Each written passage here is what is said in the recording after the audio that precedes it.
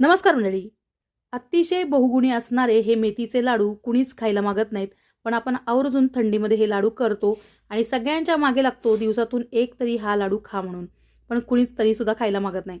पण ते तरी बिचारे काय करणार, ते लाडू कडू लागतात त्याच्यामुळे कुणी खायला मागत नाही. पण हे लाडू तुम्ही नक्की करून बघा, अजिबात कडू लागत नाहीत आणि इतके टेस्टी लागतात ना, तुम्ही बाकीचे लाडू खाणार नाहीत, पण हे मेथीचे लाडू आवर्जून खाल आणि तुम्ही 1च्या जागी 4 लाडूसुद्धा खाल. चला तर मग तुम्हाला त्याची मी रेसिपी शॉर्टकटमध्ये सांगून घेते.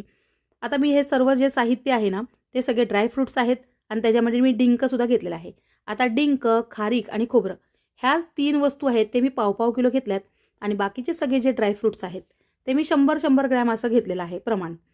हे सगळं खरपूसपणे मी तुपामध्ये परतलेलं आहे. अगदी थोडं-थोडं तूप घ्यायचं. डिंक आहे तो तळून घ्यायचा आहे, त्यालाच फक्त तूप लागतं जास्त. त्यानंतर आता हे जे सर्व साहित्य आहे ते मिक्स करून घ्यायचं. मिक्सरच्या भांड्यामध्ये जरासं दाणेदार असं वाटून घ्यायचं. वाटल्यानंतर हे मी सगळं एका मोठ्या भांड्यात काढून घेतलेलं आहे. त्यानंतर हे जे सर्व साहित्य आहे एका भांड्याने मोजून घ्यायचं. तर मी माझ्याकडे एक छोटासा टोप आहे, त्याच्यामध्ये हे सगळं मी ओतून घेतलं. तर हे माझं 3.5 भांडी असं झालेलं आहे. तर 3.5 भांड्याला मी बघा एक पूर्ण टोप भरून त्याच्यावर आणखीन थोडासा गूळ टाकलाय. इतकं गूळ आहे म्हणजे सव्वा टोप नाही येतो, त्याच्यापेक्षा जरा कमीच आहे. आता याच्यावर मी वेलची, जायफळ हे सुद्धा टाकलेलं आहे. हे छान मिक्स करून घ्यायचं.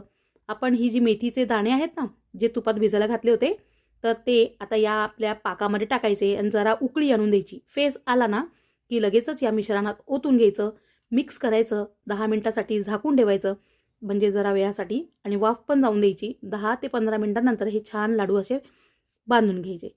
आपलं हे बुकिंग चालू आहे. तुम्हाला हे लाडू आवडले असतील तर नक्की बुक करा. चला तर मग बाय.